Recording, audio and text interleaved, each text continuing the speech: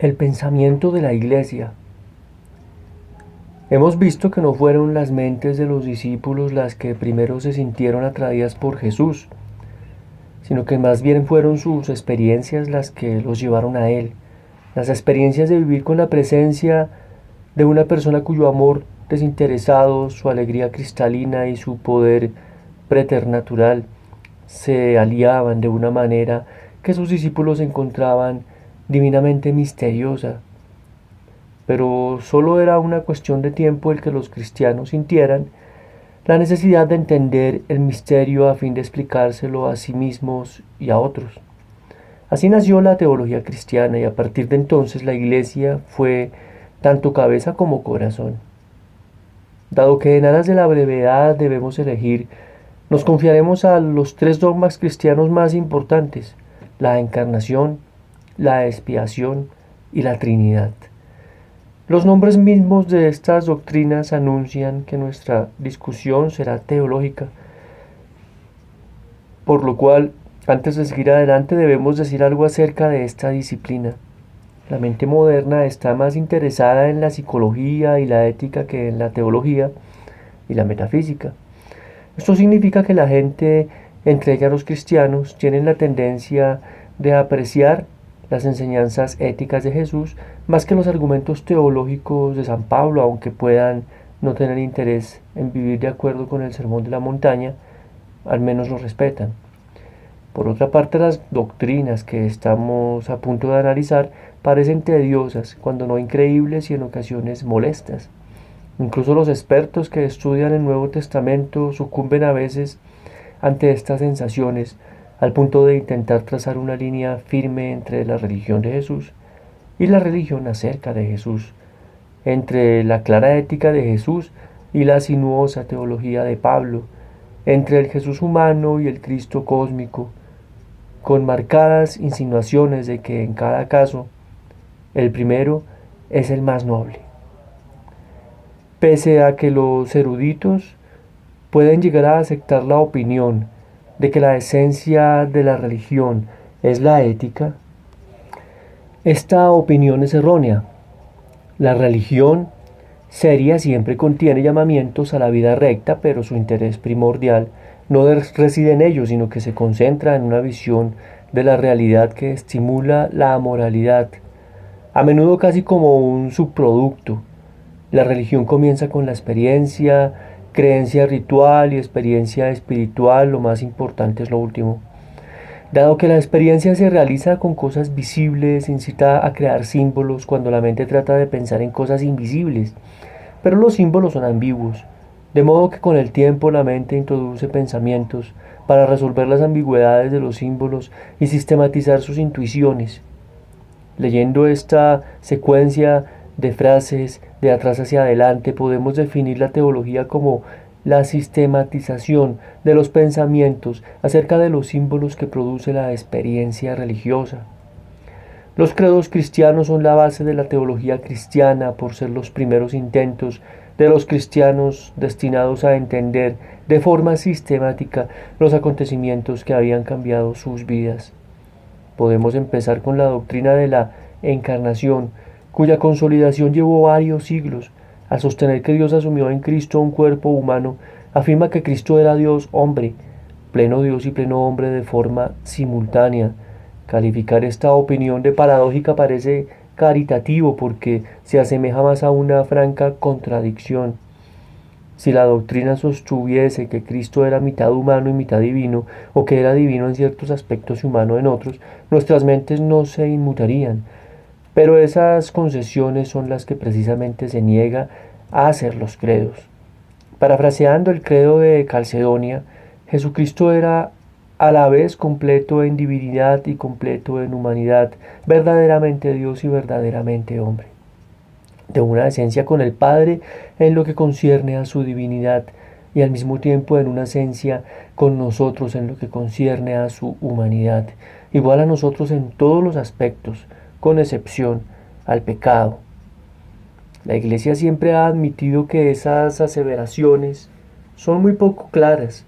La pregunta es si esta es la última palabra sobre el tema. De hecho, podemos hacernos la misma pregunta respecto de la ciencia.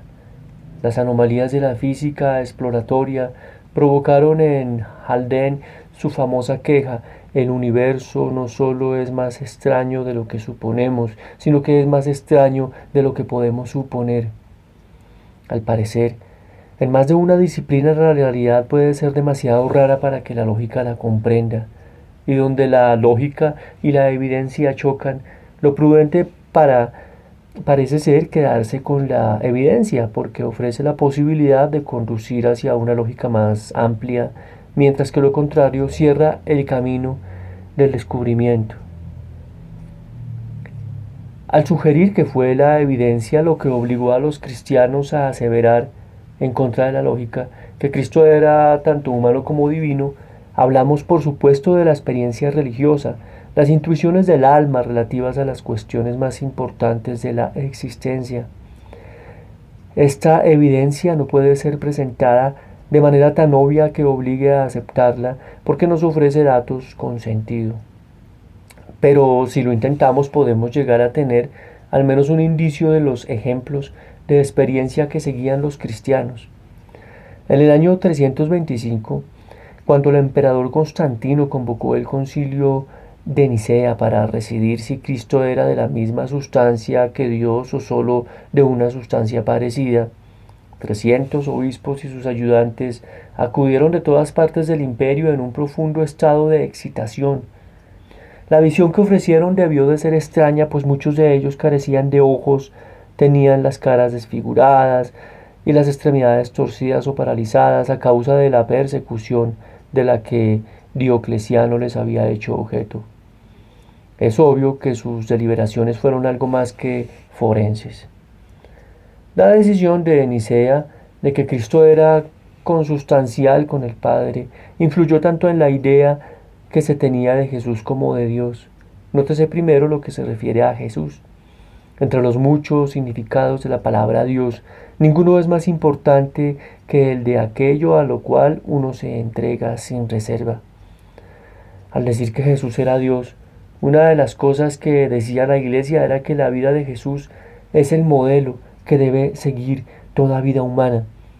La imitación exacta de los detalles nunca es creativa, pero en la medida en que el amor de Cristo, su libertad y la belleza diaria de su vida pueden tener verdaderos equivalentes en nuestras vidas, estaremos en el camino que conduce a Dios, porque estas cualidades son auténticamente divinas. Hasta aquí todo es obvio, pero si analizamos la doctrina de la encarnación con mayor profundidad, debemos prepararnos para encontrar algunas sorpresas. Para comenzar, digamos que aunque el anuncio cristiano de la encarnación, un Dios hombre, fue tan sorprendente en su época como lo es en la nuestra, la conmoción procede de distintos polos. Debido a que no perturba la idea de que un ser humano pueda ser divino, encontramos que la característica sorprendente de la encarnación es que, dice Jesús, era Dios. Pero en el mundo de aquella época, donde la línea divisoria de lo humano y lo divino era tan débil que hasta los emperadores aducían con toda normalidad que eran divinos, el que una secta adujera que su formador era divino no causó mayor sorpresa. La respuesta normal a esa alegación hubiera sido: ¿qué hay de nuevo? De acuerdo con la encarnación, había algo nuevo en el mensaje cristiano, a saber, su proclamación de la clase de Dios, que era Dios, como lo demostró su disposición a asumir una vida humana del tipo que Jesús ejemplificaba. El resultado de añadir a esa disposición el tipo de vida de Jesús fue un entendimiento de la divinidad distinto al que el mundo mediterráneo había conocido. Según lo veían los cristianos, Dios estaba interesado en la humanidad, lo suficiente como para sufrir por ella. Jamás se había oído nada igual, y se produjo una reacción de incredulidad seguida de alarma. Para los conservadores que se sentían amenazados, esa blasfemia, sumada a las ideas radicales de igualdad social de los cristianos, justificaban la persecución destinada a erradicar esta nueva secta.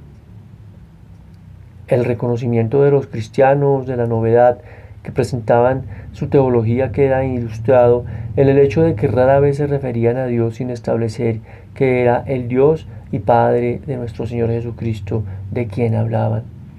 Lo que la encarnación afirma sobre Cristo también constituye una sorpresa, porque nos encontramos con que los credos, en lugar de hablar extensamente sobre la divinidad de Jesús, se refieren de manera primordial a su total humanidad. Esto enlaza con lo que se dijo acerca de la superposición casual de lo divino y lo humano en el entendimiento grecorromano, las deidades del Olimpo, casi humanas y casi divinas, que constituían el trasfondo religioso. El Jesús cristiano no encajaba en este entorno, porque hemos visto que en su caso la superposición no se limitaba a ser un poco divino y un poco humano, sino que era la unión de opuestos totales, la divinidad absoluta superpuesta a la humanidad absoluta, y dado que según la experiencia de la Iglesia, la humanidad absoluta de Jesús era lo que corría el peligro de irse de las manos por la velocidad con que surgía su divinidad, fue esa humanidad lo que el primer creado de la Iglesia intentó consolidar. Este credo dice: creo en Dios Padre Todopoderoso, que creó el cielo y la tierra, en Jesucristo nuestro Señor, que fue concebido por obra y gracia del Espíritu Santo, que nació de la Virgen María, que padeció bajo Poncio Pilato, fue crucificado, muerto y enterrado. Que accidentalmente se menciona la divinidad de Cristo en este credo de los apóstoles, pero este asunto ya no se discutirá a partir del siglo II porque había sido asumido. El peso que llevan las palabras transcritas de este credo estaban destinadas a destacar que Cristo también era un hombre.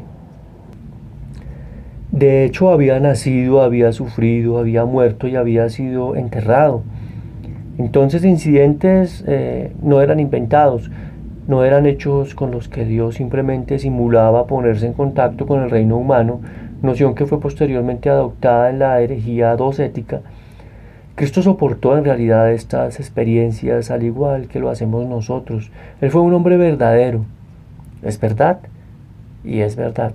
La más tremenda de todas las historias, que Dios era hombre en Palestina y hoy vive en el pan y en el vino. John Benjamin Cushman. No es difícil ver por qué, a costa de una inmensa dificultad lógica, la Iglesia sintió la necesidad de mantener la humanidad de Cristo. Un puente debe unir dos orillas, y Cristo era el puente que unía la humanidad a Dios, o como lo expresó Ireneo, Dios se convirtió en hombre para que el hombre pudiera convertirse en Dios. Si se hubiera dicho que Cristo fue hombre pero no Dios, habría sido negar que su vida fue absolutamente normativa y conocer que otras formas podrían también ser buenas. Si se hubiera dicho que Cristo fue Dios pero no hombre, habría sido negar que su ejemplo fue plenamente importante. Esta podría ser una norma realista para Dios, pero no para los seres humanos. Los cristianos podrían haberse decantado por una alegación u otra, poniendo a salvo la lógica, pero a costa de traicionar su experiencia primordial. Analizaremos ahora la doctrina de la expiación, cuyo significado es, como sabemos, reconciliación, es decir, la recuperación de la integridad. En palabras de San Pablo, Dios, por medio del Mesías, estaba reconciliando el mundo consigo. 2 Corintios 5:19. Dos metáforas han prevalecido en la forma en que la Iglesia comprendió este hecho. Una de la legalista es la siguiente: por desobedecer de manera voluntaria la orden de Dios de no comer el fruto prohibido del Edén, Adán pecó. Como el pecado era contra Dios, su proporción era infinita. Los pecados deben pagarse porque, de lo contrario, peligra la justicia de Dios. Un pecado infinito requiere de un castigo infinito, y esto solo podía efectuarse a través de la asunción indirecta de Dios a nuestra culpa y del correspondiente pago con la pena máxima, es decir, la muerte. Dios pagó a través de la persona de Cristo y la deuda está saldada. Cuando la mentalidad era otra, particularmente en la Edad Media, esta forma de entender la expiación tenía peso, pero la metáfora que preside el cristianismo respecto de este tema ha sido la liberación de la esclavitud. La esclavitud que Cristo erradicó de la humanidad fue la del pecado, lo que significa que no tendremos más remedio que atacar este tema desagradable. Podemos señalar a modo de comienzo que aunque la palabra suele usarse en plural, sugiriendo actos concretos, una serie de fechorías o de normas que se han incumplido, quizás las de los 10 mandamientos, los cristianos encuentran en su forma singular pecado. Un sentido más profundo, el desentendimiento o alejamiento de Dios. Es el extravío del corazón, el descarriamiento de nuestros afectos. San Agustín, dándole un giro positivo, dijo: ama a Dios y haz lo que quieras. Cuando se ama a todo incondicionalmente, podríamos decir el bien universal, la voluntad quiere ese bien y no necesita normas. Pero el asunto es mayormente a la universa, porque el interés por nosotros mismos sabotea nuestro amor por los demás. Y eso a pesar de que en realidad no nos gustamos mucho. Nuestros corazones son atraídos por algo más grande, por algo que está más allá de los confines del ego. En consecuencia, nuestra esclavitud es el apego que sentimos por nosotros mismos, con el temor y la culpa que ello entrañan. Dicho a la inversa, nuestra esclavitud procede de nuestro alejamiento, nuestro pecado o separación de la participación plena en la divinidad. Pablo tuvo la franqueza y la honradez de ver esto y también de admitirlo. Desgraciado de mí, dijo, los prisioneros siempre se sienten desgraciados. Buena parte de su desgracia proviene de su impotencia. Por definición, no pueden librarse a sí mismos. Por tanto, Pablo añadió, lo que yo quiero, eso no lo hago, y en cambio lo que detesto, eso lo hago. Romanos capítulo 7, versículo 15. Admite Pablo que está atrapado, y este reconocimiento le lleva a las palabras desesperadas que ya hemos citado. ¿Quién me librará de este ser mío instrumento de muerte? Romanos capítulo 7, versículo 24. Cualesquiera que sean las palabras utilizadas, es la misma expresión repetida por todos los alcohólicos. Si ha de haber una liberación, tendrá que venir de fuera, o mejor, de arriba, de un poder superior. Fue testimonio cristiano que el poder que produce la liberación y restaura el ser a la base de su existencia es Cristo. También podría decirse que es Dios, pero los cristianos alegan que, en esta instancia, el propósito de Dios fue logrado por Cristo.